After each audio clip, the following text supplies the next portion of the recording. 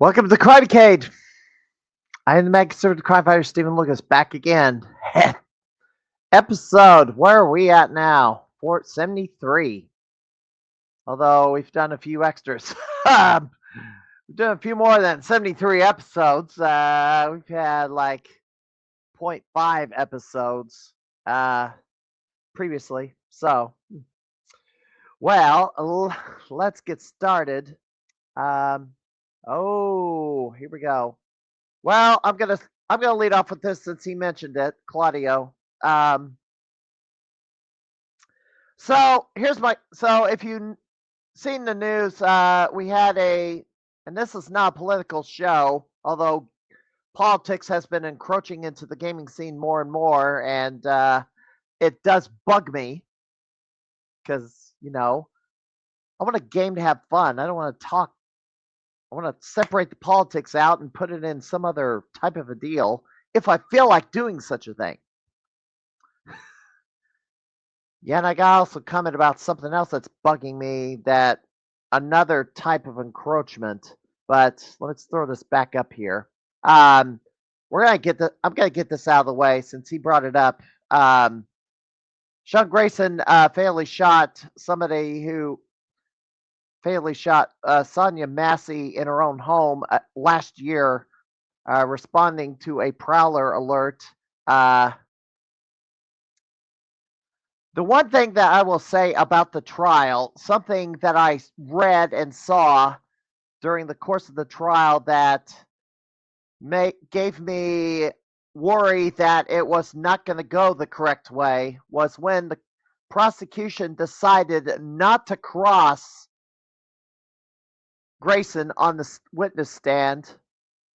Analysts have been pointing out that he lied several times on the stand during his testimony. The prosecution, for some reason, decided not to do cross-examination and challenge him on the stand, or at least get him to explain or call him out for his lies. They didn't cross him. I think that was a major blunder by the prosecution, and it may have been the difference between the second-degree murder conviction and the first-degree murder conviction. So I'm not really pleased with the prosecution. They should have had second-degree murder was the lesser charge. They should have got first-degree because of the overwhelming evidence over that. Obviously, the body cam footage, the video evidence was just pretty much the smoke valve. I don't want to use the term, but you know what I want to say. But it's not the term I want to use to describe describe the type of evidence it was. The video evidence was pretty damning. So I don't know. Justice was served, but I don't know if it was 100% served in this case. And given that I used to work for law enforcement myself, not as a police officer, but as someone who aided or gave support to our Illinois state troopers, giving them the equipment they need to perform their duties. Yeah, I'm not fully happy with the outcome of the trial yesterday. So that is my one comment on that major news story that happened in my town that made international headlines. All right. So let me get to the real program here, because I wasn't intending to talk about politics, or at least talk about the story that quick, but maybe towards the back end of the pod. But I decided, I need to mention it just because it's the elephant in the room.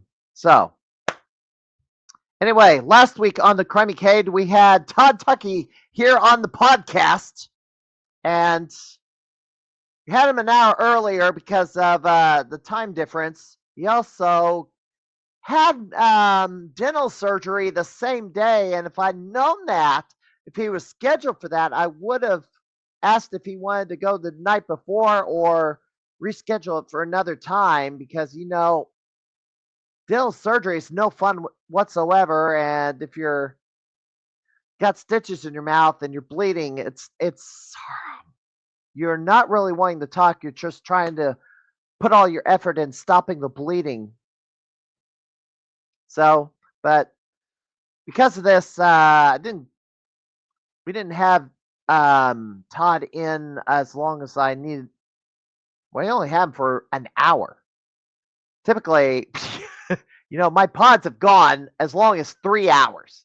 I mean, we get long-winded and we talk and talk and talk and talk. Well, he could not do that. And there's a lot of stuff on my sheet that I just didn't get to because of we only had an hour and he's getting tired because the surgery was kind of recovery from the dental surgery was taking a toll. So, but I do want to thank Todd Tuckey for coming in last week. It was fun. I hope to have him back at some point because there's more to cover. But anyway, Gamers Wanted, of course. You work in gaming? You an attorney competitor? Do you create content? Do you have notoriety?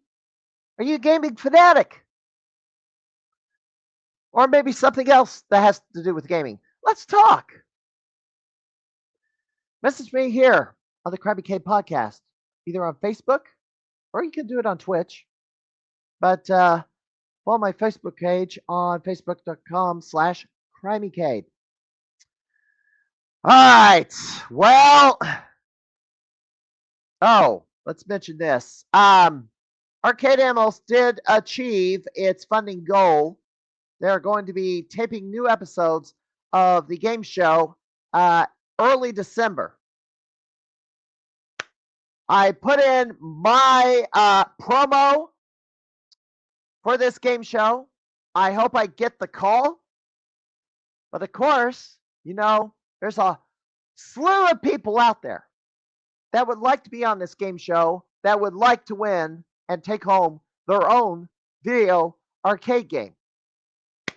So, if you want to be a contestant on Arcade Animals, and the show is taped at the Winners and Losers in Winston-Salem, North Carolina, call Way Cool 485. That's 929-266-5485. Last week on the program, I did my audition. My second one, by the way. My second audition. They aired my first audition on episode 6, but they said, call the number again. Leave another promo. Do another promo, Crimey. So I obliged and did it live to demonstrate how easy it is to do a promo and audition for this game show. Pays homage to original Starcade, hosted by Jeff Edwards back in the early 1980s. And an update on this.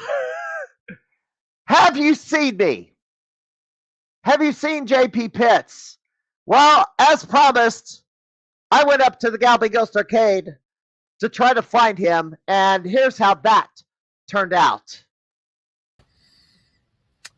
This is the Mad Conservative Grime Fighter, former Gamer of the Year, and 91 Nintendo Campus Challenge National Champion, Stephen Lucas. We have someone who's missing in the gaming community, and he's not been heard from since he walked out of an award ceremony a couple of weeks ago. So I am heading up to Chicago. I'm going to be hanging these missing posters, missing person posters, and see if I can find JP Pitts. Join me.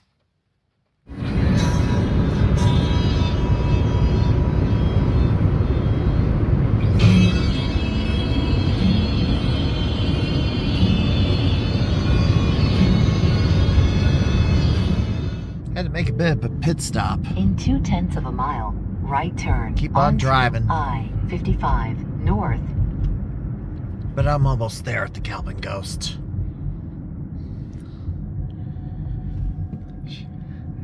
I just hate this 3-4 hour commute. Here we go. Next right onto I-55 North. Proceed on I-55 North.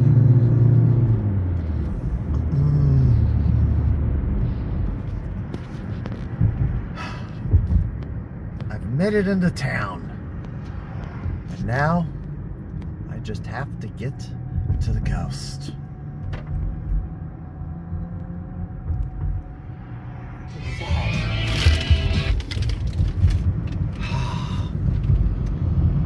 Here we go. I have arrived. Your destination is ahead. I have arrived. The search begins. You have arrived at your destination. The route guidance is now... Ah, here I am. Right outside the Galvin Ghost Arcade. Yes, there he is, right here. Right here. Galvin Ghost Arcade. Now that I'm in the vicinity, I have to start hanging my signs. Because, you know, where in the world is JP Pitts? Has anybody seen him? I gotta find a pole. I gotta find some poles here and start nailing them up to the wall. Here we go. I'll just start hanging these signs up. Here we go. Just take this first sign. Yeah, just hang it up right there. Have you seen me? There you go. Well, guess the wind's gonna blow it around a bit, but here we go. Now I gotta move on and keep the search going.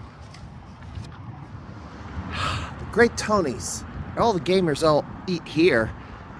I'll hang this up on the bulletin board. Maybe somebody's seen him here.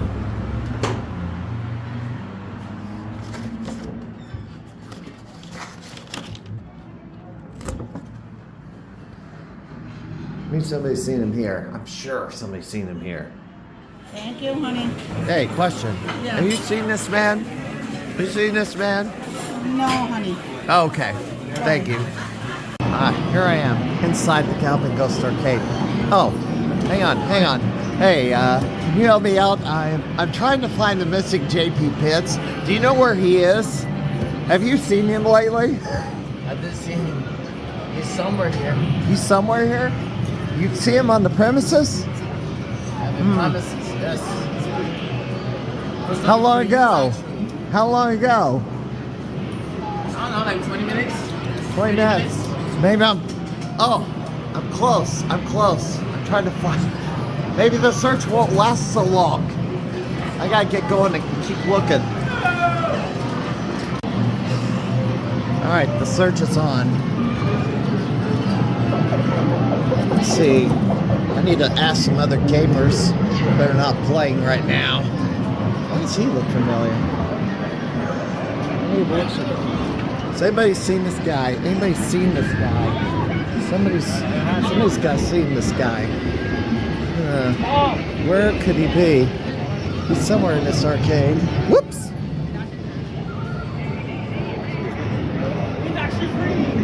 Let's see, where could he be? He's somewhere in this arcade. Wait a minute.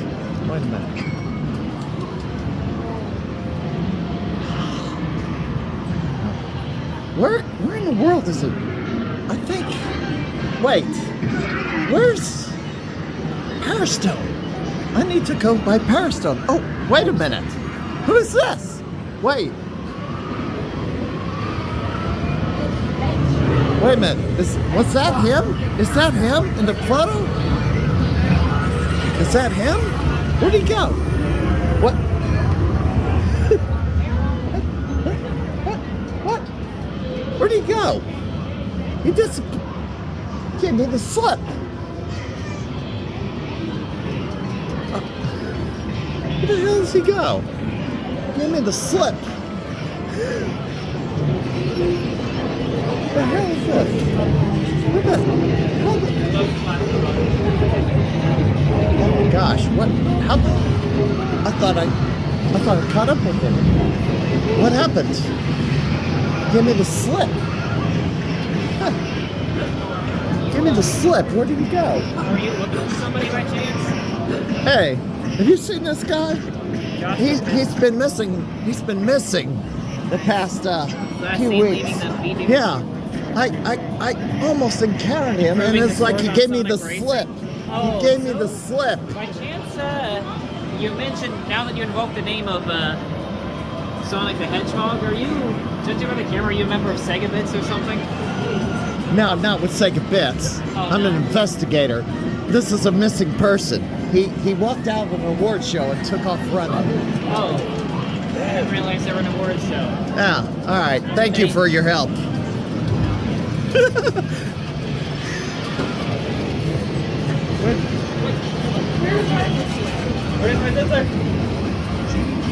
All right, let's see. Oh, good grief. By the time I catch up with him, he's going to give me the slip. Where the heck? Give me the slip. I can't believe it.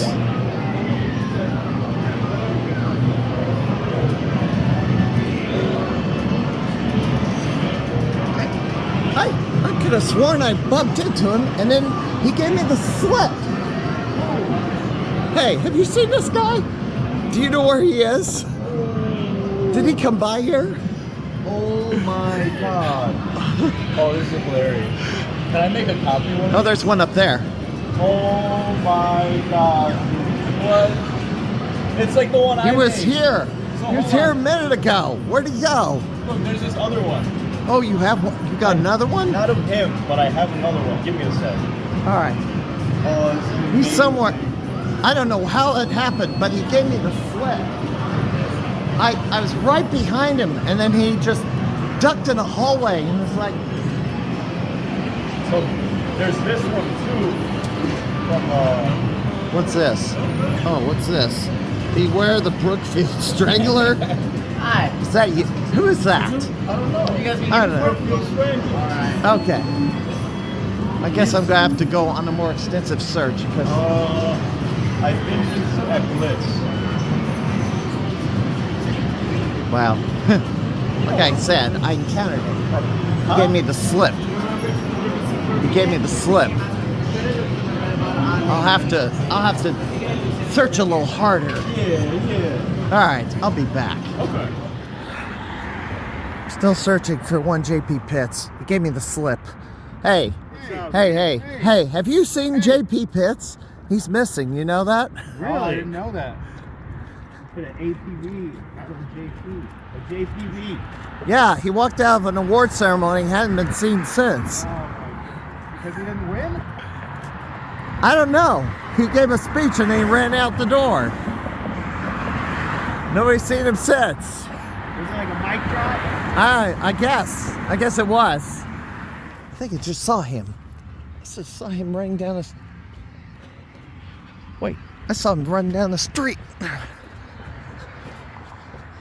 Josh, come back. Where you going?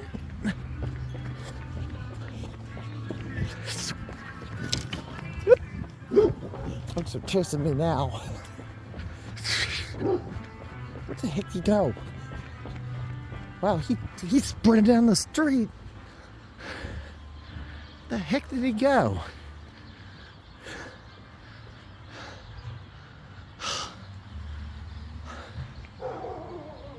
Wow, he made tracks. I can't believe it. Why would he be running away from me?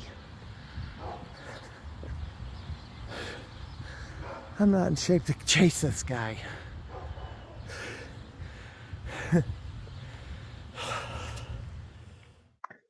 Well, there you have it.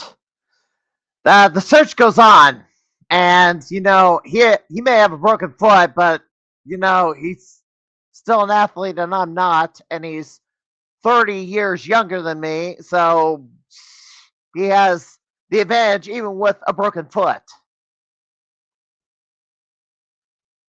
Yeah, I can't believe it. He was running away from me all weekend.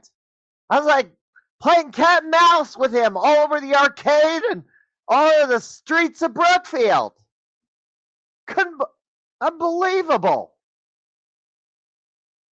Well, let's catch up the chat. Yeah. Yeah, let's catch up the chat here. Yeah. Yeah, cemetery gates.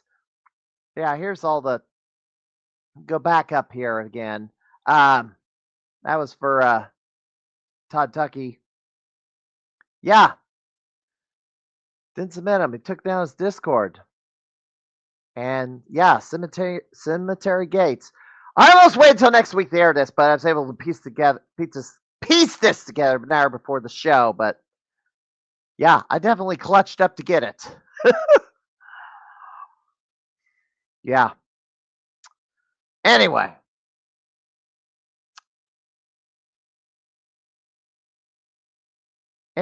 Yeah, he did take down. So yes, he did take down the server. He did take down the server. Oh my gosh. Yeah. Insanity. I do want to announce I did win the Patronize Award. Yeah, slip once again. Me and Claudio Capello. Did he misspell it? No, it's name. I think it's spelled correctly. Anyway.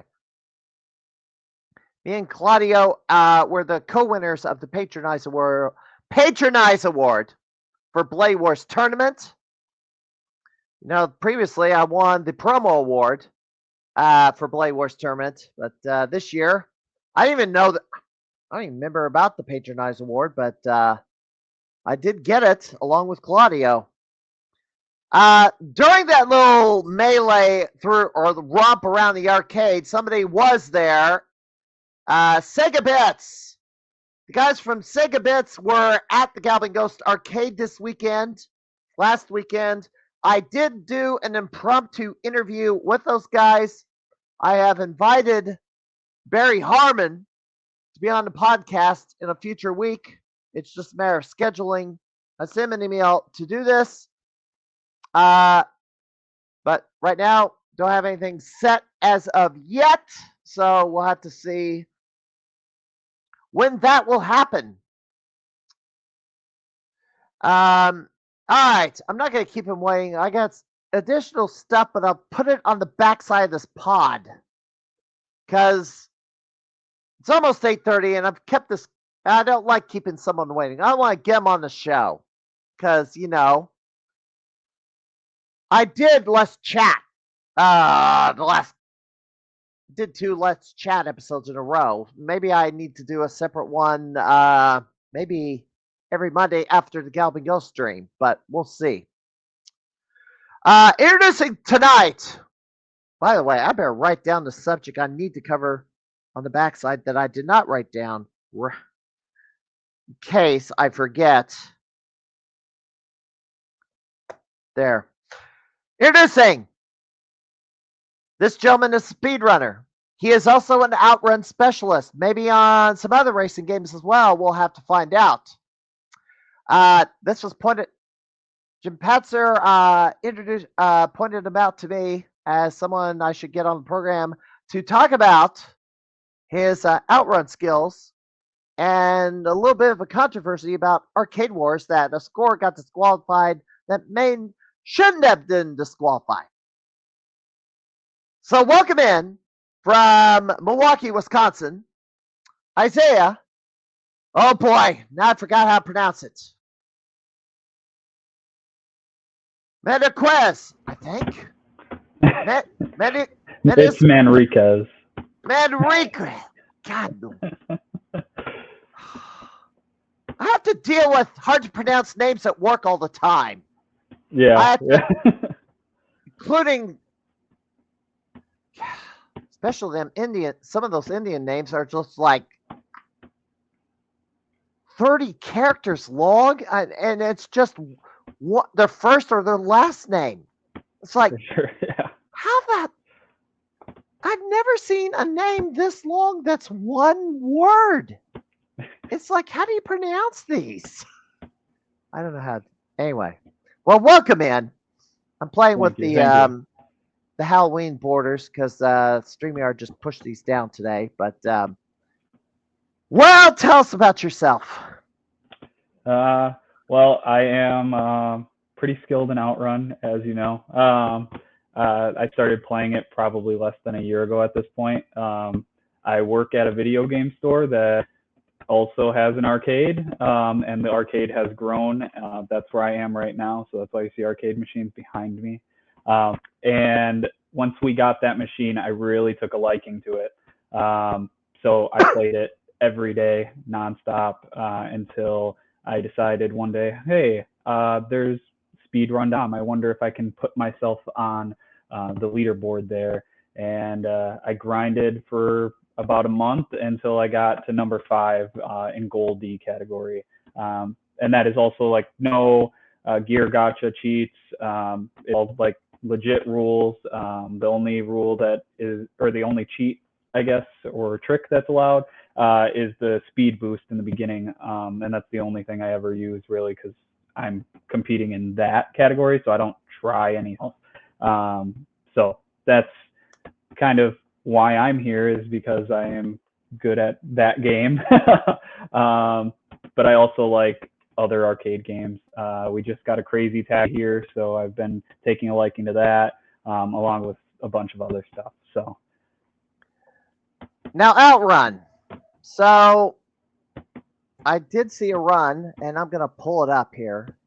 I got to get that tab up here. Oh, I got to turn off this other screen. Remove that.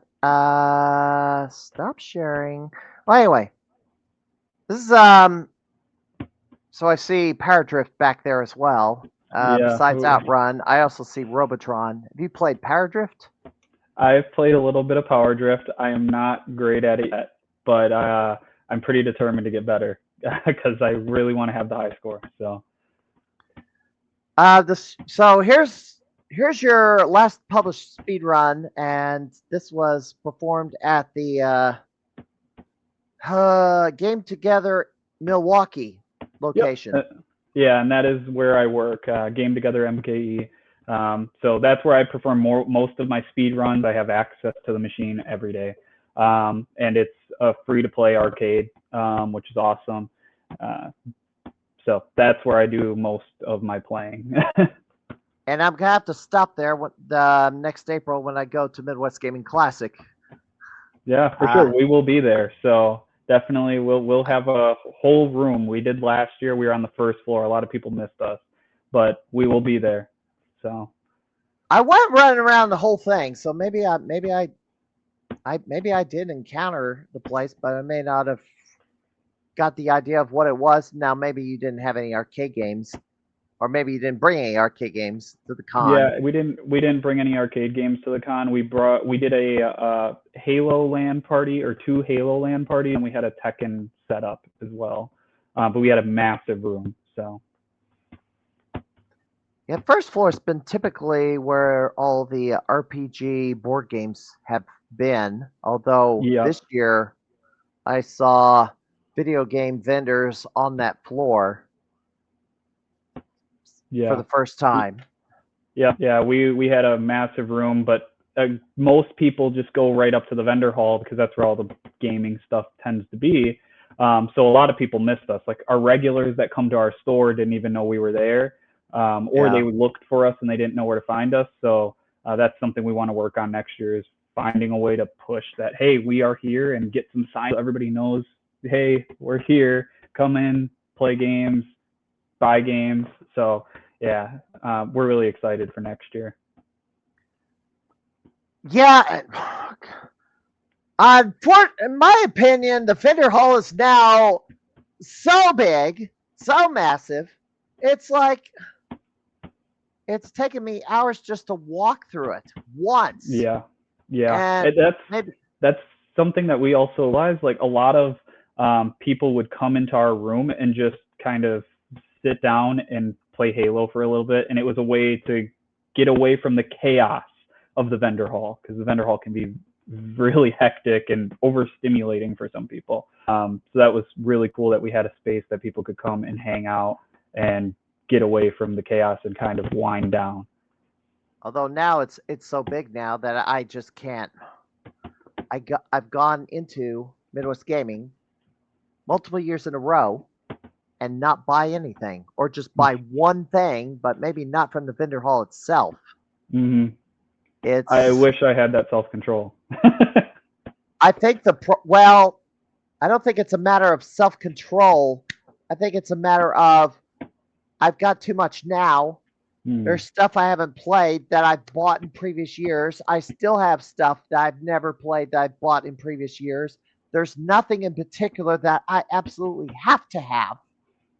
Yeah. Now, the smaller cons, it seems like it's more likely for me to buy an item or two from the smaller cons because they're not massive and overwhelming, which I ended up buying a game at not a very common game for the Sega Genesis called High Seas Havoc, which Galvin Ghost has as an arcade game prototype, although it has a little slightly different game mechanics. That is, you can kick from the ground instead of have to jump first. And it was a Comic-Con, but not necessarily a video game con. But I'm looking at this Outrun. So currently, I looked on Twin Galaxies. I looked on Orcade. The world record on Twin Galaxies is 52 million. So the Outrun world record is 54,936,010, put on by achieved on September 20th, 2014 by Martin Bedard at the Galvin Ghost Arcade. We're not to the end of this run. We're getting close to the end of the run now. How far we got? We got another minute or so. And now you just passed 10 million. You know, I didn't get far in this game. It's like I kept wrecking. Yeah. And it's like, you got any tips for this game for newer players? A lot of it is there's growing pains. The game is built to beat you down in the beginning, but it really comes down to just memorizing where the turns are, how hard you have to turn, where you have to let off the gas, things like that. So when I was playing initially, I couldn't get through the first area. I was just getting wreck after wreck because I was turning too hard, not letting off the gas. You know, it was all just a learning. But over time, I learned where the turns were, and then it was just the game of dodging the car, and that becomes its own, challenge to dodge the cars constantly and figure out, is that car? Some of them will break randomly and hit you, which is annoying, but it's a challenging game, but if you really take the time to learn the courses and the turns are, you'll end up finishing. It just takes that time. But it's well worth it because it's such a good game. There's so many options. That's what I like about it, is that I can be done in it in 5 minutes and I can put up a score, and if I want, I can change my path, and I always have a different kind of feel. That's why I think it's a perfect arcade game, because there's so much replayability there. Now, is it best to, if you're going for 1cc the first time, to always take the same route, or do you want to bounce around? I would say in the beginning, try and learn one specific route. What I did is initially I learned just going all right, because I just could get through the areas easier. So I just did that. It was always taking the right path constantly until I decided to kind of figure out, okay, well, if I go left here, it's a little bit faster. That's when I started getting into the speed runs And I was like, I need to find a way to just shave off a little bit of time. And that's what I kind of went nuts, and I played it every day. After work, I'd get off, and I'd sit here for 45 minutes just playing Outrun until I would beat my score and just putting a score. And it was just the thrill of putting up a new score constantly. And comments, Isaiah the Legend.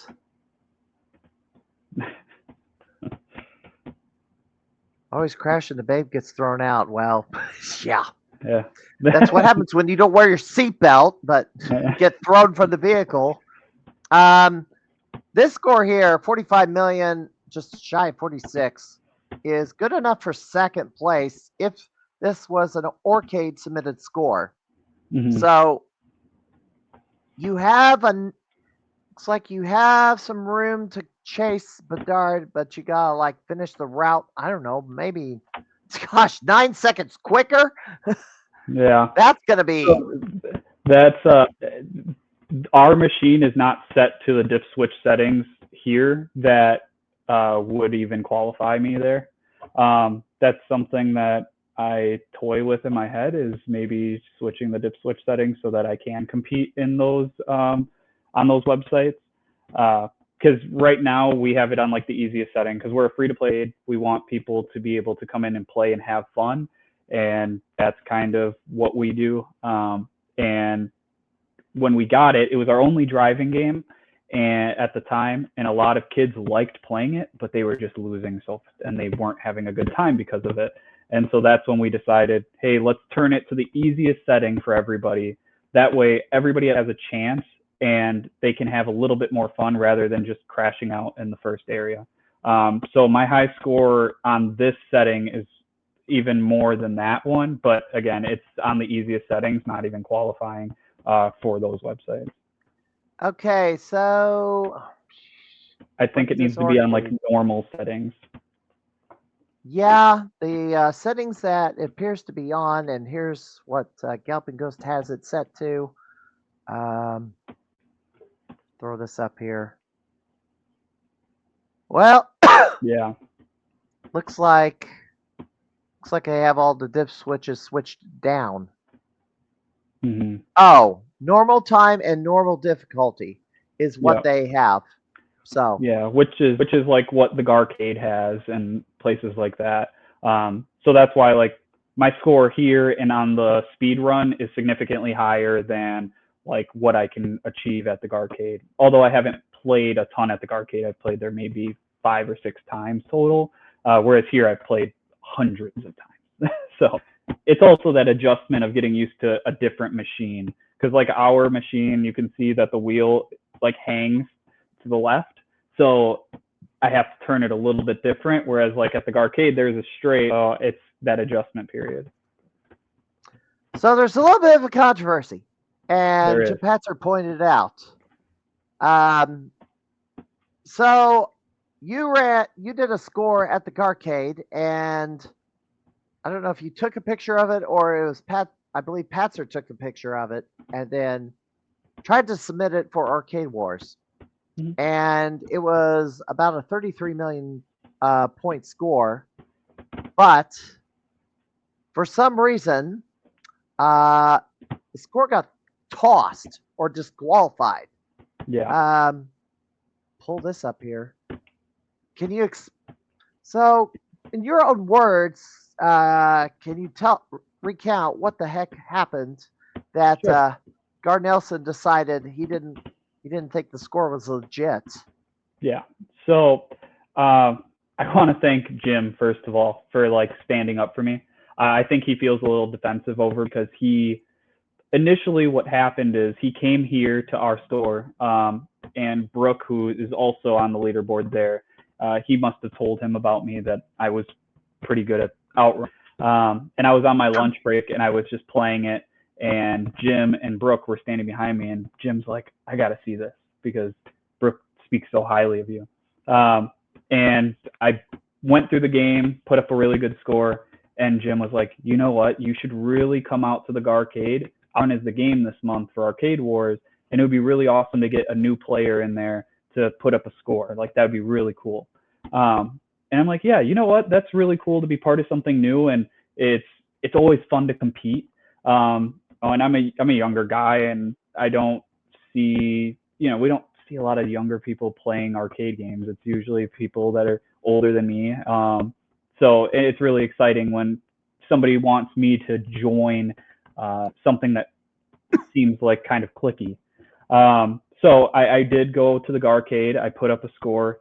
I think it was like on July 3rd, so like the third day of the month. I went in there, put up a really good score, took a picture of it, showed it to the people front counter. We wrote it down and tracked it. And Jim updated me like a week later. He came into the store and he's like, "Yeah, your score is really good. They're really excited because this one's we think is gonna really put us over the top." And he's like, "There's kind of gonna be some drama to it because we think they're gonna submit it 8 so that it's like, look at this giant score that blew up at the end." So it was like really exciting. And again, this is a game that I love. So I was really excited to be a part of something and to have my name on a website saying like, "Look, he put up this score." So again, I think Jim is really defensive of me because he's introduced me to the Arcade Wars and asked me to play. But I feel everything that I was supposed to do. I took a picture of it. I showed the people at the front counter, showed them the picture. They went and verified that it was on there and everything was legit. And I saw then later that my score was put on the website at like the last minute, and it put the Garcade over the top, and we won. And I thought that was really cool, and it was something that I would want to participate in the future because I had a really good time, and it was fun being able to play with people and participate in something that arcades all over the world are participating in. I thought that was really cool.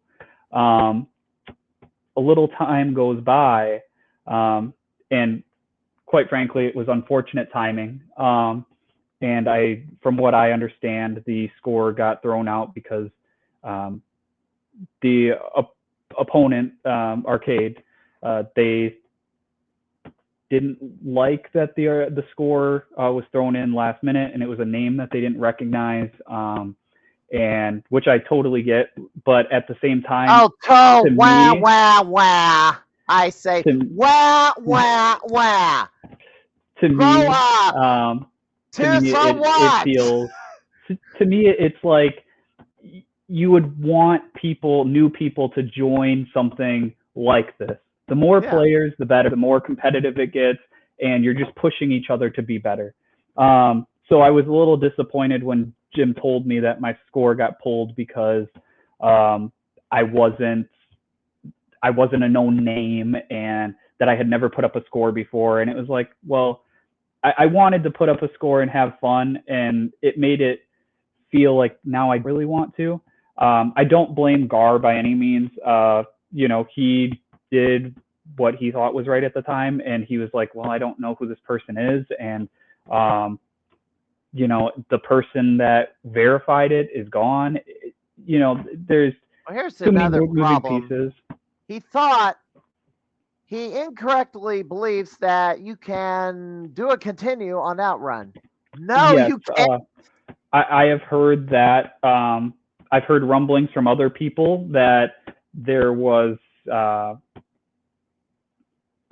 theory that I was hitting continue, which anybody that's ever played on knows you cannot continue in that game. No, it's basically you play until you lose. You play until the timer goes out. So Turbo Outrun may be a different story. Turbo Outrun, I believe you can continue, but yeah, normal Outrun you cannot. But yeah, so it was disappointing to hear that a score that I put up in good faith and that I did everything I was supposed to do, taking the picture and showing the proof of my score, got disqualified, and especially because it was wrongly disqualified, in my opinion. Yeah, wrongly. I was disappointed, and especially because I'm not somebody who normally goes for the high score. I go for the fastest time. Yeah. So it was like, usually I don't even do something like this. I kind of went out and did it for fun to see how I liked it, and I had a good time until I felt like, well, now I don't want to go back because, and not You were like, cheated, and yes, I yeah, don't blame you. And yeah. I will Now say it just this. makes it less likely for me to participate in it in the future, just because now I'm like, okay, well, if I put up another really good score, if there's another random game I'm good at, is that going to get disqualified too? And Well, that to me is not fun. I think it's more of a. So Garcade does not submit scores to Orcade.com, which is what is owned by Galvin Ghost Arcade. Any high score that is submitted at Galvin Ghost Arcade, let's say you get the house high or the world record on, let's say you beat Martin Bedard's score, for instance. You come to Galvin Ghost Arcade and you beat the score. The one thing you have to have is a camera and record your gameplay from start to finish so the arcade referee can verify that you achieved the score on one credit, and they can review it later for, let's say, any chicanery, like, I don't know, looping, let's say suicide, death looping for the same one up or whatever. Let's say follow all the rules on a game like versus Super Mario Brothers, which has a ridiculous rule set of all the rules you gotta follow, which is why not many people. Yeah, Jim Patzer has the high score for Super Mario Bros. At Galvin Ghost, but I'm not gonna chase the score because there's too many damn rules. Yeah. It's like what? It's like nobody plays it for score anymore. They play it for how fast they can beat the game, like you would. Yeah. So they're trying to, like, I don't know, get that sub 5-minute run and complete the game in less than 5 minutes now. But Outrun, since it is a racing game, has the dual aspect of your score is going to be better if the faster you beat the game. So you might not be playing for high score on Outrun, but technically you are, because the faster you beat the game, the more millions of points you get awarded at the end of the game. Yeah, at the end of the game, those millions of points per second you left over, that's where you get all the points anyways. So that's why, like, my speedrun scores are always pretty high up there, because I'm doing it so fast. So. And several Sega racing games have this feature. Enduro Racer, which is a motorcycle game, not a very long one. I think Super Hang On would be kind of follow the same kind of dynamic. Power Drift, I don't think it's words how many seconds are left, but basically it worries about whether you finish in first place or not. Yeah. And if you finish first place in all 5 races, you get the bonus race where you morph into, let's say, the Afterburner jet or the Super Hang-On motorcycle. Yeah. Jeez, what else is there? AB Cop. It's a racing game shooter. You have to take out enemies and a boss, but you're still playing for time. It's just how fast you can complete the level and take out the boss, because they'll score. You're awarded 1 million points for every second left. Yeah. So it's not entirely outside the scope of what you're doing. Right, for sure. All right, I would say, it was a disappointing endeavor, because here's what I do. I go back to the arcade whenever you can, have a camera, record it, show it to Gar, and say, hey, I achieved that score back in July. Yeah. I'm that good. Yeah. I want my score reinstated, and I want you to put my name on the high score card in that arcade so everybody knows who I am and how good I am at playing Outrun. Yeah. And make your name. Right, for sure. Because, I've had so many battles over what is a legit score and what isn't. And I've griped about it with Doc Mack many times. Yeah.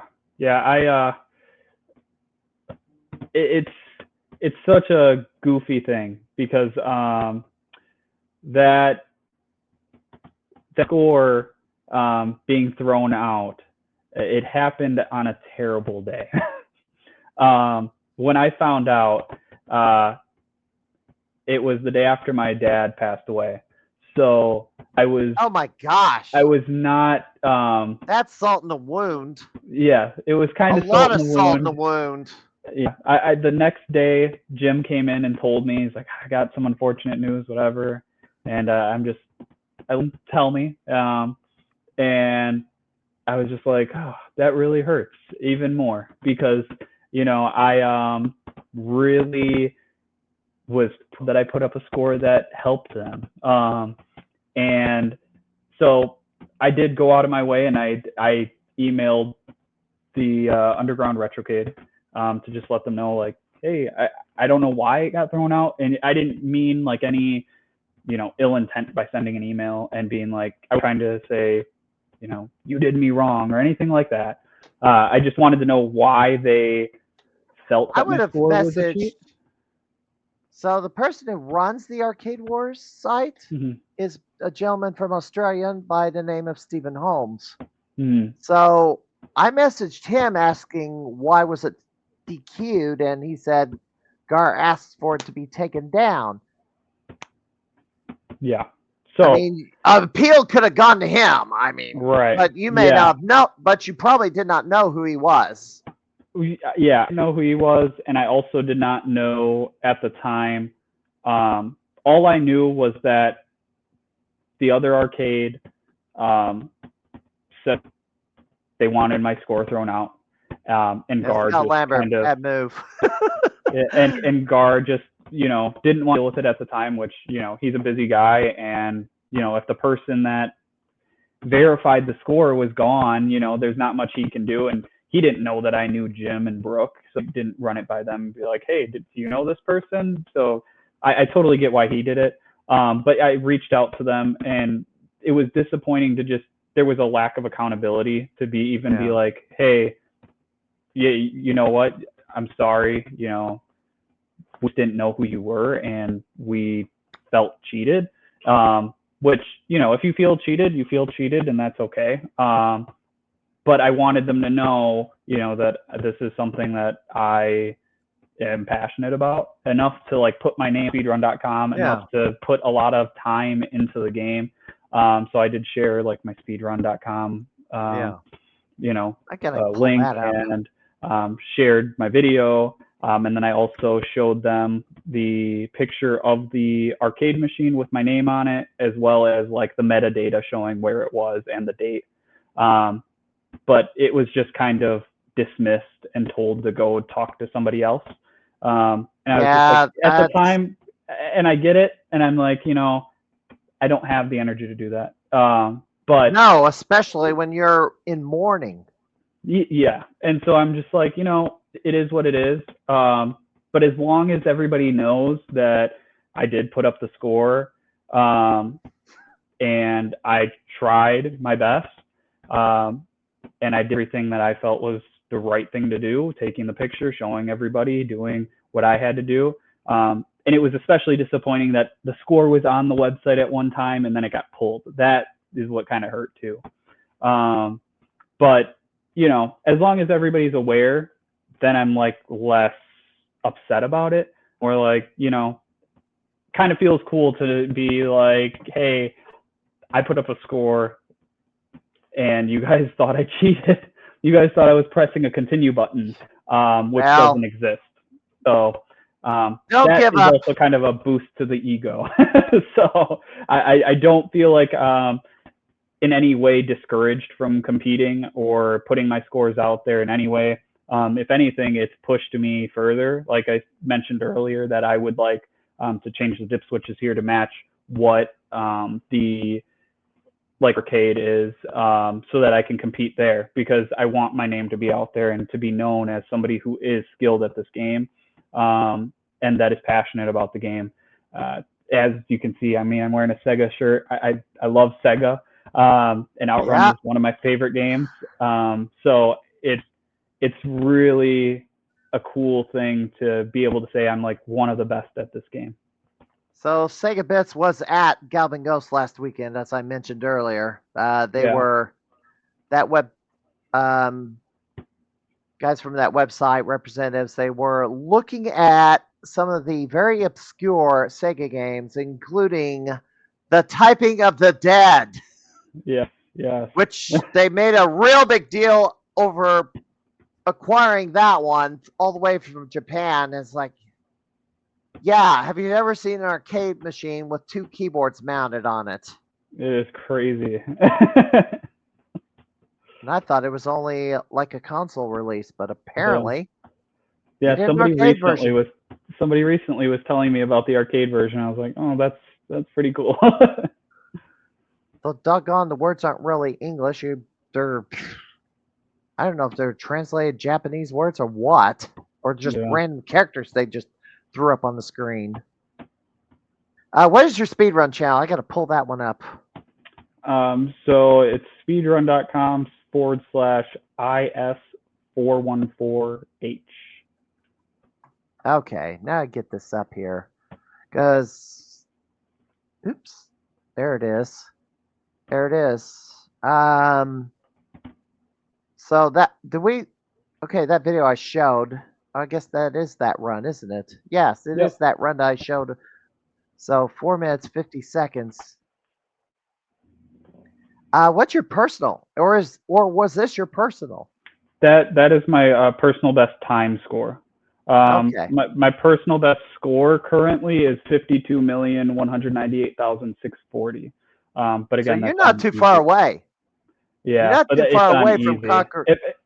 If we change these settings, I really would like to and really push for a good score that can compete with some top players.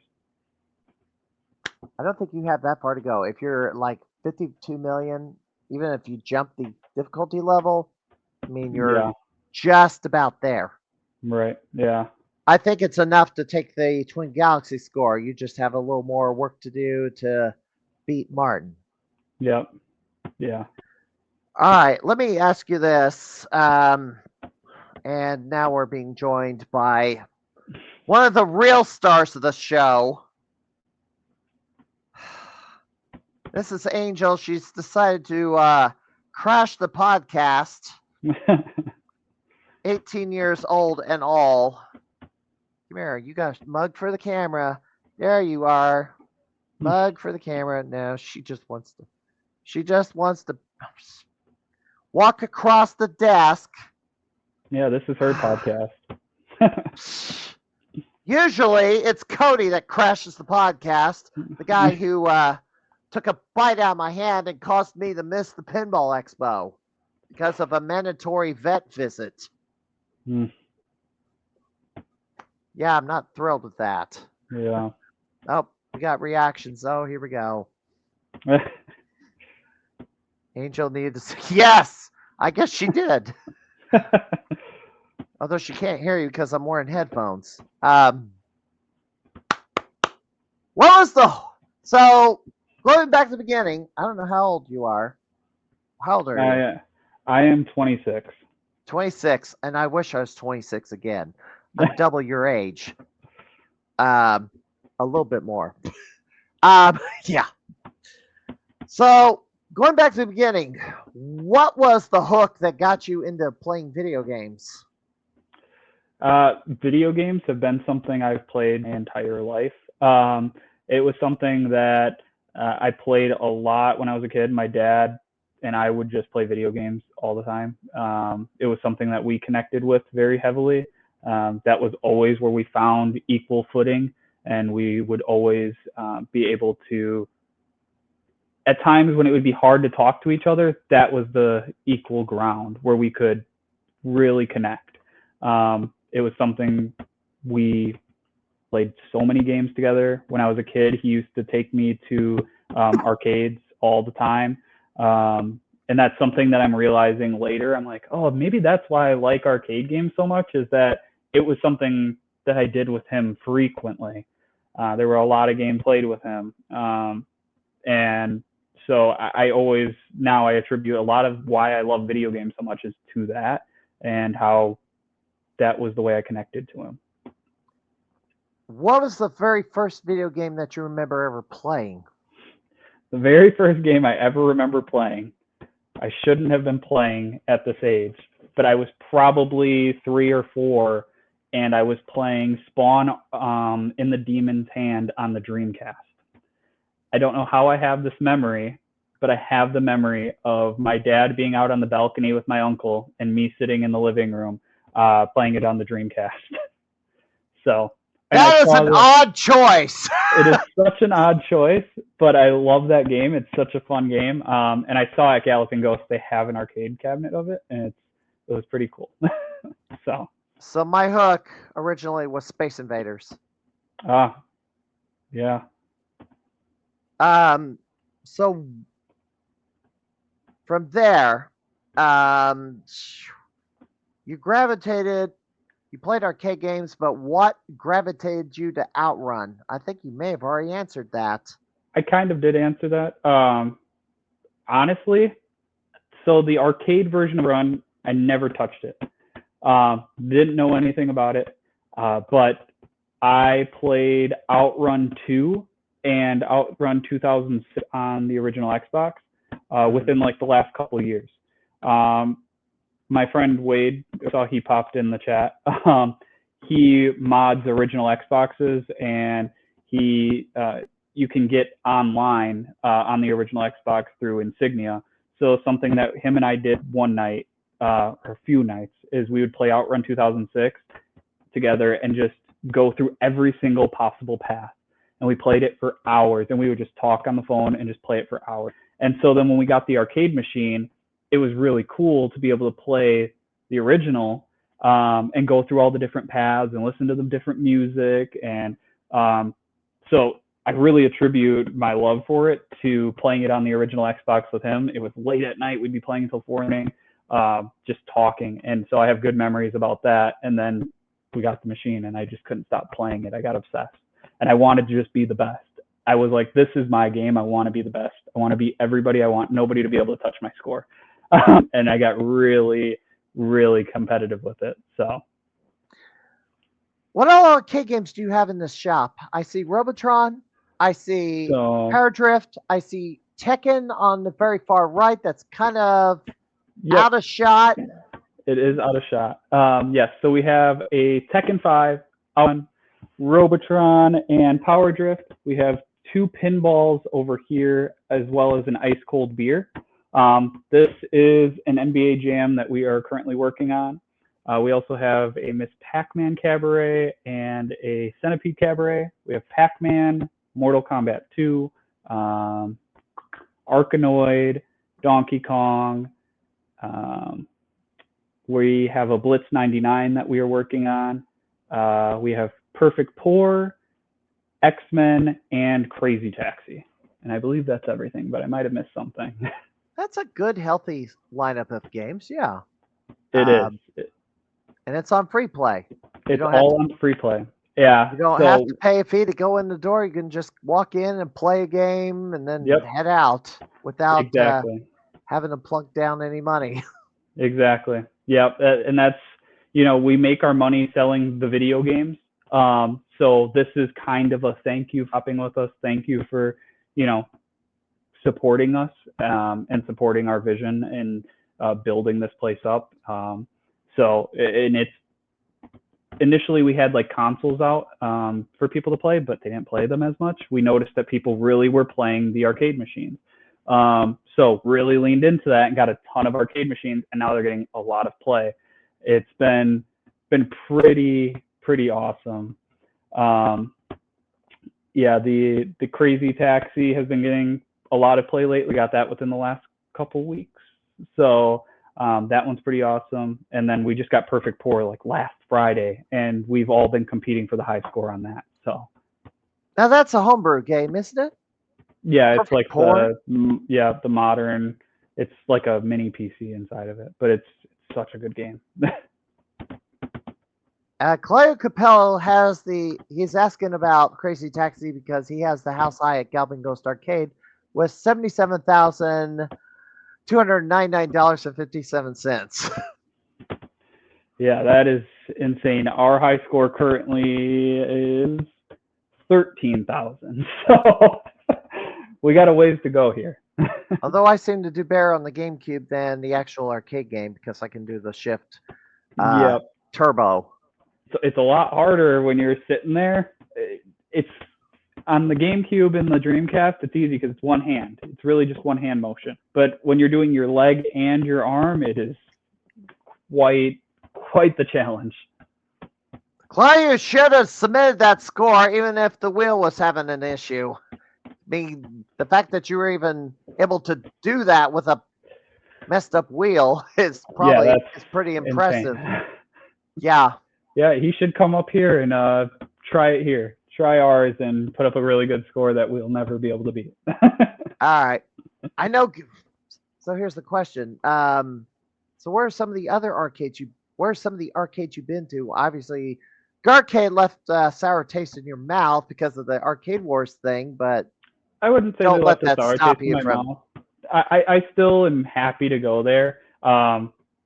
It's more so the Arcade Wars as that left a bad taste in my mouth. But the Garcade, I think, is an awesome arcade. They have a lot of cool stuff. The other arcade that I've been to over here is Vintage Vault. They're in McGuanago. They're pretty awesome too. He has got a lot of really cool machines, and if I go in there, I somehow get sucked into like pole position of all things. Yeah. It sucks me in real hard. But I've also been to Galloping Ghost, which that place is insane. I still have to go back because I didn't see it all. When I went when you go to Galloping Ghost, for a first timer, I tell everybody this: 2 full days. Yeah. For a first time visitor to get the full effect. Well, now I have to say 3 days now because they're at 1,060 games and counting. And unfortunately, now I'm like lost track of their Monday mysteries. Yeah. The one time I went, I went with one of my friends and we went with a 2-hour window. He really wanted to go and we went for 2 hours. And I was 2 like, hours. Yeah, that's not enough. Oh, not nearly enough time. We went through stuff and I'm like, dude, we didn't even get to go see the ball. Like we were in here and we saw maybe it felt like a fraction. So I do want to go again and spend like an entire day there. Go there, open to close kind of thing. Spend the whole weekend. Yeah, maybe Spend the whole weekend. 2 days. Get a hotel room. Yeah. It's like, or maybe to do 3 days for that matter. Yeah. I mean, you have a shorter drive to Galloping Ghost than I do. Yeah, it's like 2 hours, if that. Sometimes, yeah, it depends on traffic, but yeah. And it also depends on the route and whether you want to take the toll roads and pay money. Yeah. Toll roads, yuck. Yeah, I definitely want to go there and spend a lot of time so I can actually enjoy it instead of feeling like I'm speed running the arcade. Well, there's a bunch of racing games there. I know they had an Emergency Call Ambulance. That's another Sega game. Have you heard of it? I saw it there and I wanted to sit down, but somebody was playing it. So, and because we're on such a tight time crunch, I was like, all right, let's just move on. We played the sit down Space Harrier though. That was pretty cool. So you made it all the way to the bunker. We did. Ah, phew. Well, let's see. Any other? I know I went to a place called Up Down, which it wasn't too far away from the Wisconsin Center. Have you been there? Yep. Yeah, I've been there once. Yeah, probably the last time I was there was 2021. Okay. So it's not somewhere I go often. Yeah, I tend to go to like the arcades like Garcade and Vintage Vault where I can just, there's tons of games, $20, get in, play everything, and then just spend my day there. Any scores you're chasing besides Outrun? Yeah, besides Outrun, at the moment we're being very competitive with Perfect Pour in-house.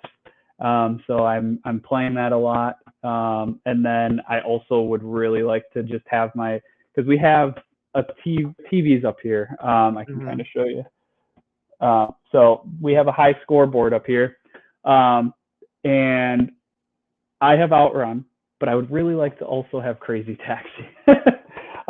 Crazy Taxi and Power Drift. Might as well Looking at pan that camera all the way around the room just so we can see everything, just for the Sure, heck of yeah. it. So we got the Tekken over there. There's the Miss Pac-Man. There is our NBA NBA Jam. Jam. There's There's those the pinballs. pinballs. Ice Looks like Cold Beer. something deal and oh, they're Yeah, both High Deal. electromechanical. Yep, High Deal and Magnetron. And then down here is where we have like a bunch more. And then there's a front room up there. That's where the Crazy Taxi, the Perfect Pour, and X-Men and Blitz are. I see Donkey Kong and Pac-Man. I'm not sure what that cabaret is. That one's Centipede. Oh, okay. Yeah. I'm not sure what was also in between those two. Yeah, it was Street Fighter. That's, of course, I forgot Street Fighter. It's Street Fighter 2. So I bet. How good of a fighting game player are you? Oof. It depends on the game. I'm okay at most of them, but I'm not great. I am terrible at Mortal Kombat, but a lot of people have been playing it lately, so now I'm trying to get more competitive in that. And that's been fun, but I'm just getting my butt kicked nonstop. But it's still fun because I'll get better and they'll never beat me again. Would you have entered Bloody Wars tournament if you had the chance before the plug got pulled? I didn't know anything about that. Uh-oh. Okay. I know Jim Patzer has participated in a few Bloody Wars in the past. By the way, I need to invite him to that round table, but I haven't announced it. I've announced it on the Facebook page, but I haven't announced it here. I gotta put myself back on the screen because I hid it so we could see more of the room without me taking up half the screen. Anyway, well, you say chasing scores. Let's see. Gosh, any gaming feats besides the speed runs that of note that you're proud of, or maybe they don't know this about you? I don't think there's anything other than Outrun is my big one. This happened. A lot of my gaming, a lot of what I do now came within the last couple of years. I've always kind of collected games. That's mainly what I did. But I didn't really go hard in playing them until like the past couple of years where I'm playing all these arcade games, being really competitive with it. Before I played a lot of, modern games like Call of Duty and whatever. But those kind of ran stale to me. And so now I'm gravitating towards this stuff. And it's especially fun because we can be really competitive with our friends here. A lot of the regulars here, we all play these games. We all want to be really competitive and we all want our names on the screen. So that's something that I'm now gravitating towards because I like to compete. I'm very competitive. So I'm having fun with that. The game shop. So, any rare items that you have for sale? We have Earthbound right now, which that's really cool. And in the past, we had the Donkey Kong Country and the Star Fox Super Weekend competition carts. We had both of those, which those were really cool. So we get a lot of reproduction or the real toy. Real deal. How much were those for sale for? Just curious. Thousands. $1,000. Thousands, multiple. So yeah. I'm on the lookout for one of the, 1991 Nintendo Campus Challenge carts, which were not destroyed contrary to popular belief, but they were given out to employees of Nintendo. One turned up at a garage sale because he was a former Nintendo employee and he had several Nintendo items. We had J.J. Hendricks who got his hands on that had ownership of that cart for a while. There's believed to have been only one surviving cart, which was enough to get reproduction so I could have a copy of the cartridge, which I should have asked for, and I probably would have gotten it had Yeah. I thought to ask for Blaine Phelps for a copy of the game after winning the dadgum Nintendo Campus Challenge tournament. Yeah. Yeah. But I'll settle for the repro, the 25th anniversary cart. But oh gosh, oh looky here, $5,000 and $3,000. There you go. And Angel's looking at me funny. It's like, what are you doing? People are calling for The Simpsons at Yeah, your place. I see that. Yeah, get that NBA Jam going. You can turn it. I mean, yeah, you could swap the PCBs out any particular week, and Yeah. you would any 2-bit Konami game would work in it. Yeah. But you have to get the PCB first. How much are those? Right. Yeah. Not cheap. Yeah. A big problem we're running into is space. We would really like to expand because we keep getting machines and we're running out of room.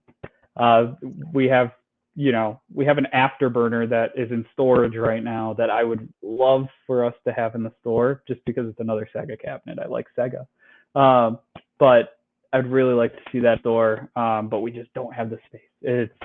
We're struggling with that. So at some point, we'd love to expand and then be able to just load more stuff in here. And we really want to make it a destination that people want to go to. I will say this. You went to Galvin Ghost one time. I don't know what year that was.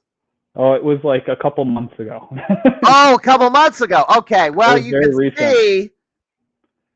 I don't know how many games you want to have out on the floor, but as you could see, partially, because you only had 2 hours. Yeah. How many games they have in that doggone that long strip mall, that city? Yeah. Which they're gonna have to get another building or another floor or get a sister location because they're out of room. Yeah. They are way out of room. Way out of room, yeah. That place is gonna explode if they pump any more stuff in there. But Can't even yeah, walk in certain places without bumping into somebody. I know. I'm glad we went on it was a Friday, but it was early enough. There was nobody there. It was really quiet, Yeah. so we were able to kind of do whatever. But man, I wish more time. Well, if you can drive, get a hotel room, get down there, spend the weekend, or spend, I don't know, 3 days. I was there last weekend. It was not enough time. Yeah. I haven't had time to practice. There's scores I need to take. There's also these challenge cards that I have to deal with. Do I have one here? Well, this is an old one. If you go up to Goblin Ghost Arcade, I mean, you're a newcomer, so you would have to start with the AAA card. But if you become a known quantity at the Goblin Ghost Arcade, you'll have your own personalized card. And then they tailor the challenges for your skills as a gamer. This was my year 1 card. I had to play Aerial Fighter, Space Harrier, Jungle Hunt, 64th Street, Jackal, R-Type, Food Fight, Bomb Jack, Dragon's Lair, Operation Gunbuster. Right now, I'm on my 2025 challenge card. I'm having trouble with POW, which is a hard game, hard beat 'em up. I have to get 20K. And it's like, I came in the doggone Emmys and they're doggone cheap hits and they knock off so much strength. It's like I kill you with a couple of hits. It's like you only had 2 lives. It's like, how am I going to get there? And I'm not enjoying the game too much. Yeah. RoboCop has a similar problem. I have to get 80,000. But I've only made it to the second boss, I guess, once, and it goes laid waste to me. I have to clear, I guess, 3 levels to get across the finish line. And then I had to deal with Don Quixote, which is an animated QuickTime game like Dragon Slayer, but it's put out by Universal. Same concepts, of course, but you get the directions flash on the screen. Those are the 3 challenges I got to finish for me to move up to level 2. But having problems with those 2 games. I managed to get clear one more this over the weekend, but gosh. Yeah. I'm trying to maintain it's especially hard when you're not enjoying the games. No. And there's so much of my time that's been taken up by God. I'm gonna rant about this after you hang up, because there's a concern that I now have come to realization that may be a future issue that I'm gonna have to deal with that I did not want to deal with.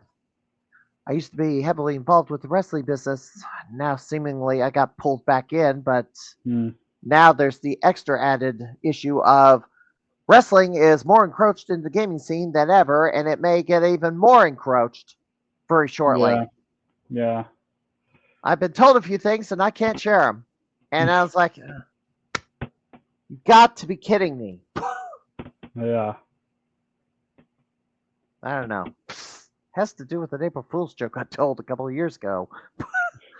But, whatever. Anyway, gosh. Future goals?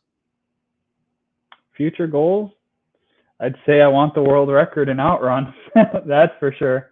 That's something that I definitely want to go for. I think putting up, like you said, that score is close.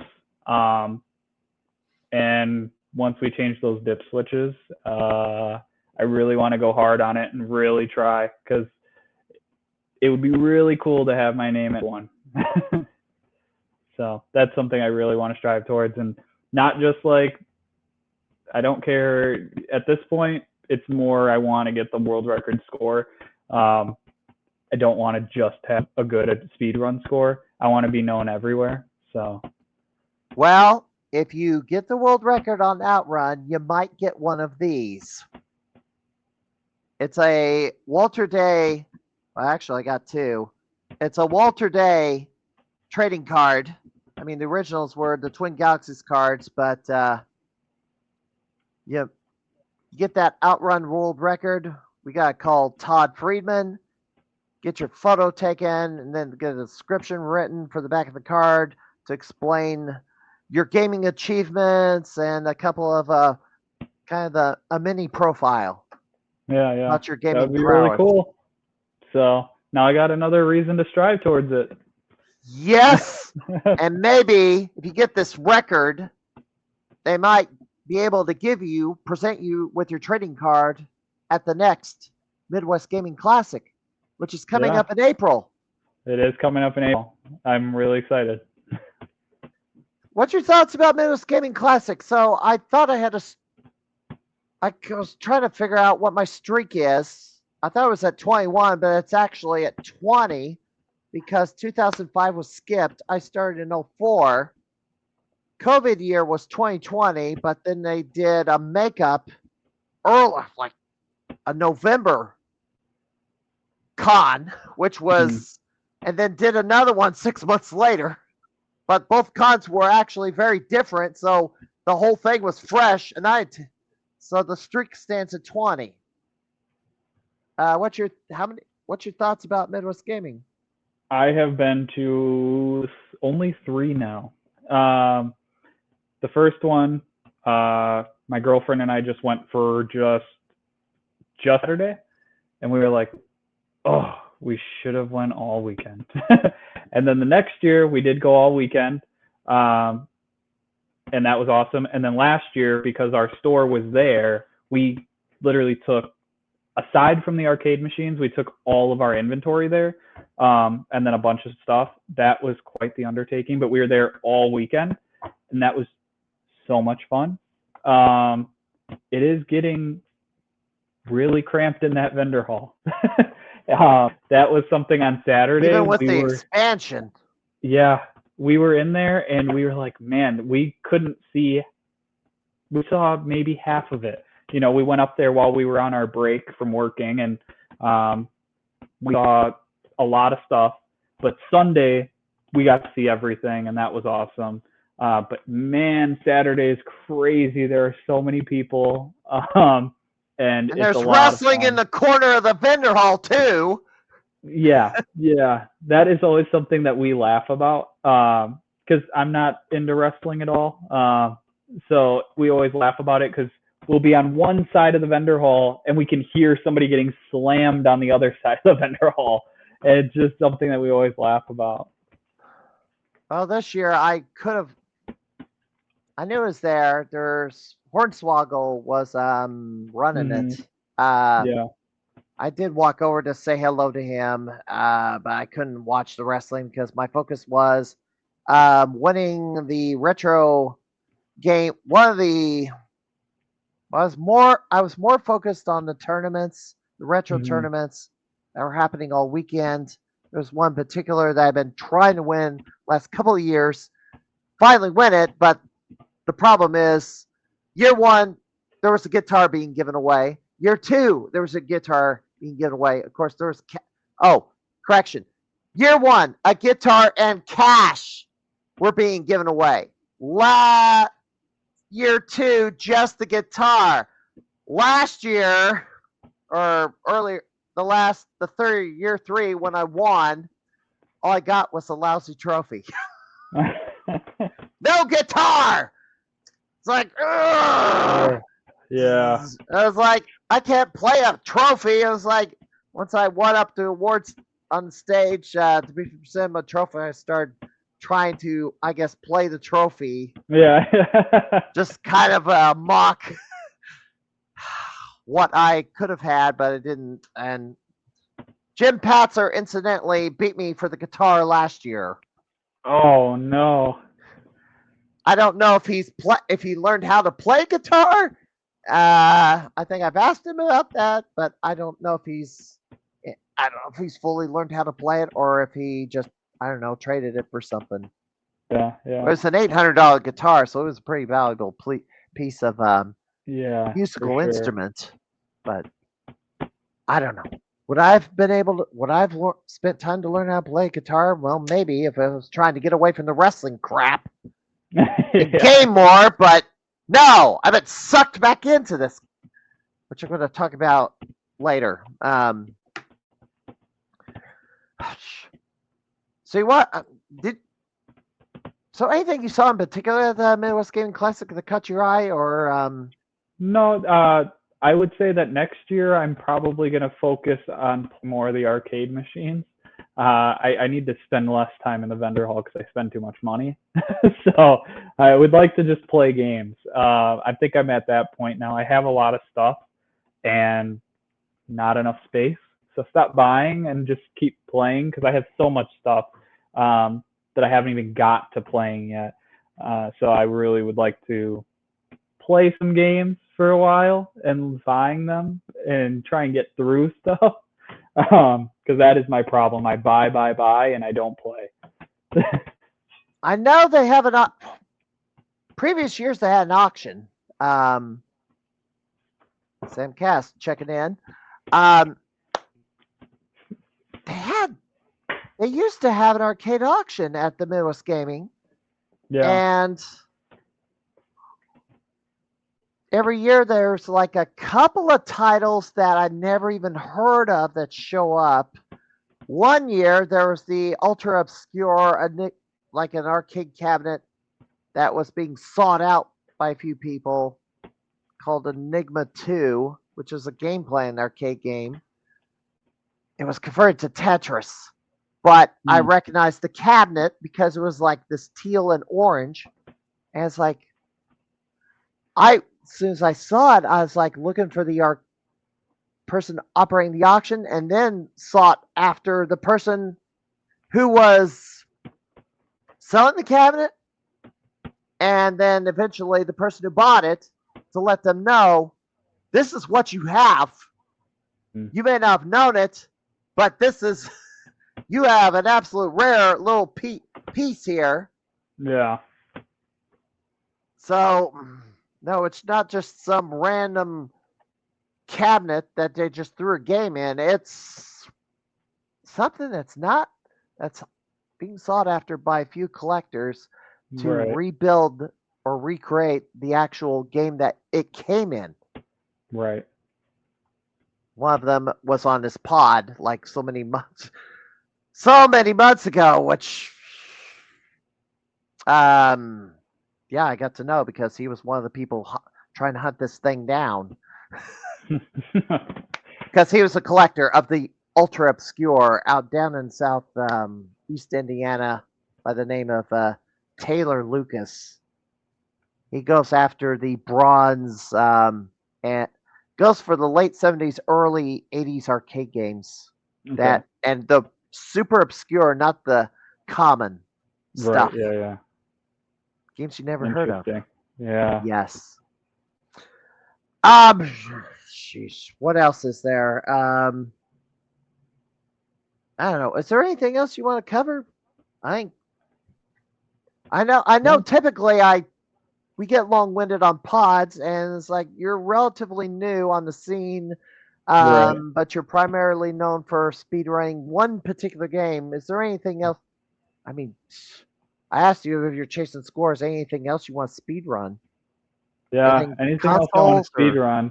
I always toy with the idea in my head that I would like to speed run Resident Evil Gaiden on the Game Boy Color. I like that game a lot, so it's one that not a lot of people like, but I like it.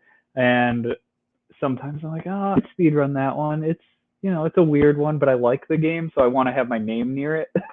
So that's one. There's probably some other like Game Boy stuff that I would like to speed run to have my name up there. Gavin Goes Arcade has a Resident Evil arcade game. Yeah, I saw it there. I didn't get to play it, but next time I definitely will.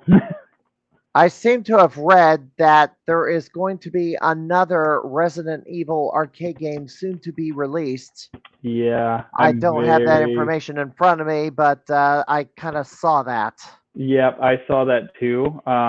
It looks like it's going to be a light gun game based on the Resident Evil 2 remake, which is really exciting. So I would drive a long way to just play that game. All right. Yeah, your speedrun channel, speedrun.com/IS414H. What's the website for your game shop? I should have really put this in the chat, but I didn't. Go ahead and plug that one if you could. Yep. I'm having to type over this cat who's hovering over the keyboard. Are you going to put it on the private? You can probably put it in the public chat if you want. All right, well, I'll cut and paste it. All right, your game shop in Milwaukee, Wisconsin is, here we go. There we go. There, get it up there. There we go. There it is. Game Together MKE.com is the website. It's right off of I-43 and 41. Jeez, I don't have the address either, do I? Yeah, we're on Highway 100 in Layton in Greenfield. So we're in a strip mall next to, there's a Denny's and there's a Walmart and a McDonald's, and we're right around there. 4635 South 108th Street in Greenfield, Wisconsin. And hours of operation, they open at 11 o'clock. And, well, Monday through Sunday, 11 a.m. to 7 p.m. every single day. Every 7 day. days a week. Do you take holidays off? It depends. So, but are you open on Christmas Day? I don't think we are this. I know Gavin Ghost never closes. They're open every 365 days or 366 days a year, depending on whether it's a leap year or not. Yeah, YouTube and stuff too. So I saw that he put there to follow us on YouTube. We do a lot of like short form content, but we also do restock videos weekly. So every Thursday around noon, a video goes out, showcase everything that got traded in that week, and then all of that stuff is going to be in the store Saturday morning. So usually, if we have a lot of good stuff, we have a line of people waiting to get in on Saturday, which is awesome. So yeah, definitely follow us there. And then we also do all social media, so Instagram, Facebook, everything. So I should ask you, other game shops you've been to in the Milwaukee area? Sure. Yeah. There are not many. There's one particular I've gone to multiple times. Sure. Yeah. Makes sense. Yeah. I've been to Make Sense. Yeah, I like Make Sense. They have good stuff. There's one in Racine called New Wave. Their hours are weird sometimes, but they have a lot of cool stuff too. And they also have like a mini arcade, which is cool. So that's a cool store to check out. All right. Isaiah, I want to thank you for joining me here on the Crimeycade this week, and maybe I'll see you around at the Galvin Ghost, or maybe Midwest Gaming Classic, because it seems I'm gonna have to get the tickets in the hotel room earlier and earlier. Typically, I do it at the end of the year, but now I may have to do it in November. Yeah. I get the hotel room, so I don't have to. So I try to ideally be closest to the skywalk, so I can trot over, cross, and start running around playing games or looking at stuff. But right, yeah, I don't think I ever want to vend there, because it's the fastest 48 hours of the year. Fastest. Yes, it is. I wish they would go another day, but it seems that you have to do ChipperCon if you want to go an extra day or two, which I know it's there. I just haven't really participated in the ChipperCon. Have you? No, I have not. Although it's kind of up my alley because I'm in IT. Although I can't code anymore. Nor do I want to. Yeah, right. Anyway. Yep. Your fans are giving you props. Thanks, everyone. All right. Let's say have a good night. And you too. Thanks for having me on. And I'll definitely see you probably at Midwest Gaming Classic. So. All right. Awesome. Have a great night. All right.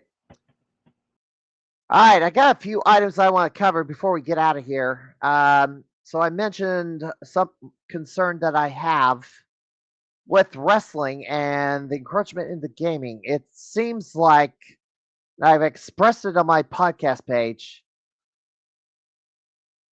It seems that despite the drama I had 2.5 years ago, and good grief, that kind of put me into exile for about a year, and then a slow reemergence back into it.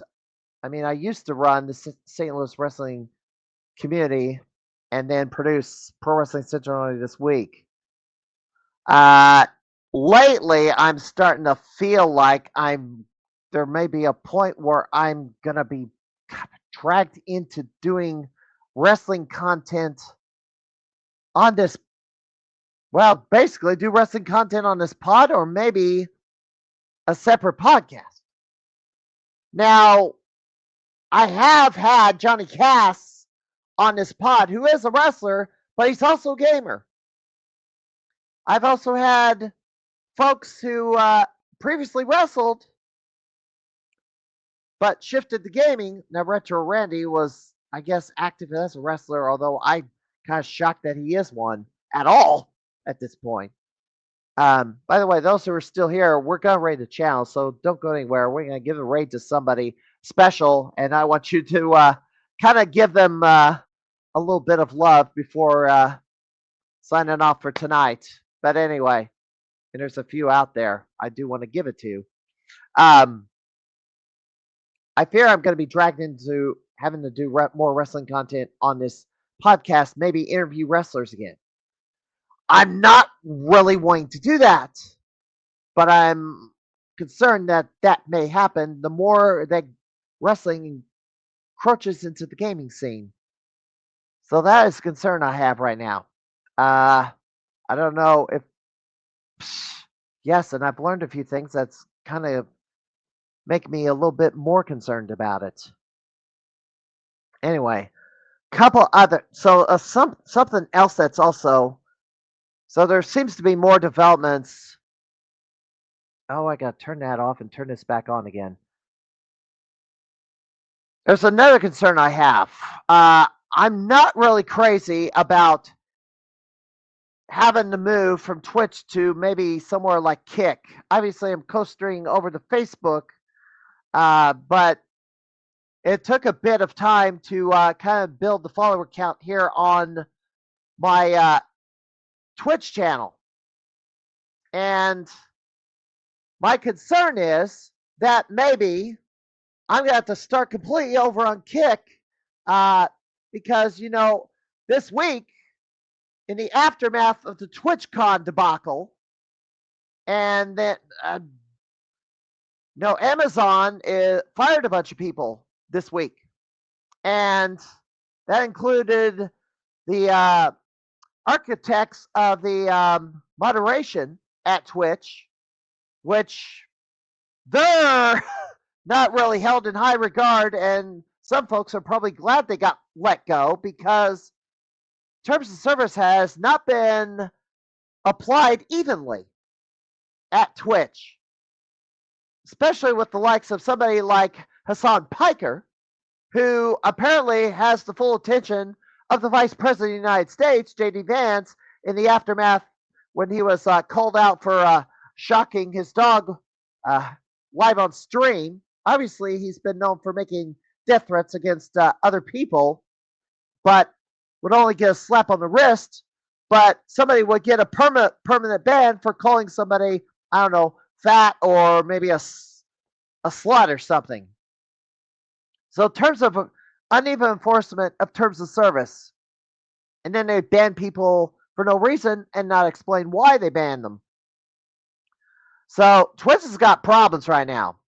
And gosh, finding more issues with Imaru, that there's a domestic situation between her and another streamer.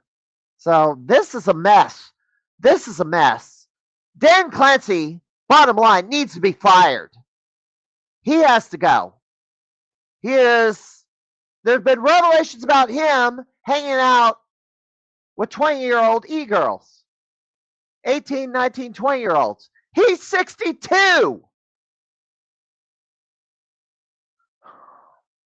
And with the stuff happening at TwitchCon, it's like, you know, this guy's got some problems and doing some shady crap of late.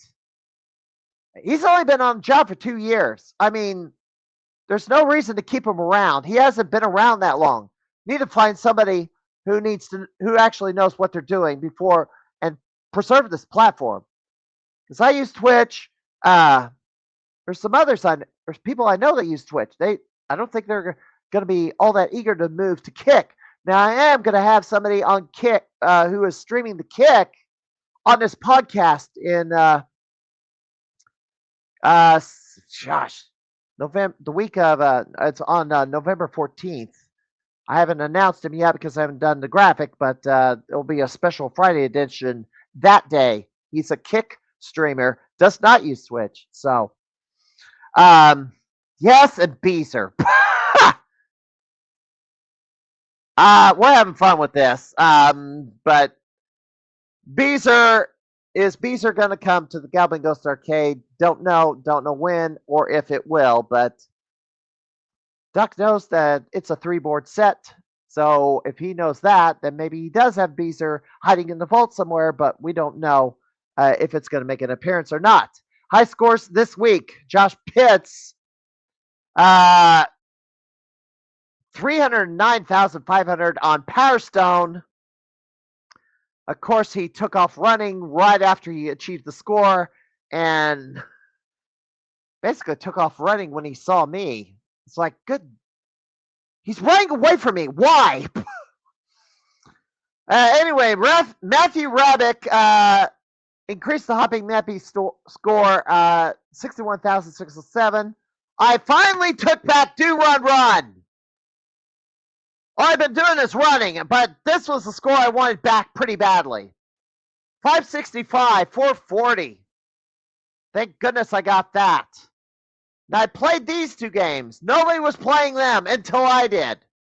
Then Andrew Owasco, my arch rival, ran over and achieved these two scores Monday after I went home. The Monday after I was there, of course, I live in Andrew Owasco's head. So he wants a score that I get, he wants to take from me. Because I live rent-free in his head. Power rankings, end of October, not really much change here. It's just the top 20 stayed the same the last several weeks, well, since the beginning of the season. And the chase for tokens, as people are completing those challenge cards, more tokens get added in, and these numbers are going to keep going up and up and up. Mossies is knocking on the door 8,000. He would be the third gamer at Galvin Ghost to break that number. Of course, I need to put in a significant number of scores to get my token count up. Anyway, who is my guest? Well, let me look at this. Arcade Wars. Speaking of Arcade Wars, we talked about this earlier. Underground Retrocade is the big winner this month. That 8 million score by Bruce Widmer. That insane score. Pretty much put it over the top for them. Nobody was going to catch them. I did my participation trophy for Galvin Ghost, but everybody's focused on challenge cards and not on Arcade Wars anymore. So, what can I say? Next week. Yes, speaking of Blade Wars tournament and Josh Pitts running away from me, I think it's time we do the Blade Wars tournament roundtable of the epilogue. November the 6th, I am inviting previous participants of the Blade Wars tournament to come in to participate in the roundtable. My pod will support up to 10 people on screen all at the same time. So, since I paid for the subscription to StreamYard, why not try to maximize the guests out on screen? 10 people on screen at the same time. Wouldn't that be cool? I'd like to see it. And if you participated in Bloody Wars and I haven't emailed you yet, reach out to me. I'll be sending out the link next week to everybody who wants to participate in the podcast. And well, we're going to talk about Blade Wars and what the post. Well, the fighting game scene is still going to be around for quite some time, whether Blade Wars is running it or not. Now, I know Galvin Ghost Arcade had something called Shang Tsung Fight Night. Maybe it's time for that to return in the absence of Blade Wars. But we'll have to see. When will that happen? What will we get? Will we have another Blade Wars? And by the way, my opinion, there should be at least 2 more Blade Wars tournaments. Lionel Cantu's game choice needs to be honored. Super Street Fighter 2. And Norman Vale's game choice should be honored. Guilty Gear, Double X. Whether it's got the Blade Wars tournament branding on it or not, those tournaments need to be held. It should be honored because they won MVP. They should have the tournament on the game of their choice. It's only fair. You know, Galvin Ghost could step up and host it if they could. mean, that's what they should be doing. All right, I think I got everything I need to talk about. But be sure to join us next week here on the Crimeycade podcast for the Bully Wars Tournament Roundtable, the epilogue. And that will do it for this edition of the pod. I'll see you around next week, and hope to see you around the arcade soon. Have a good night, everybody. We are going to raid a channel. I am going to raid. Who am I going to raid? Oh, I need to give it to somebody new. Yeah, I'll give it to this gentleman. That's all for the team. He hasn't been spinning too long, so we're in there. He's something on the course. We'll see you next week. Have a good night, everybody.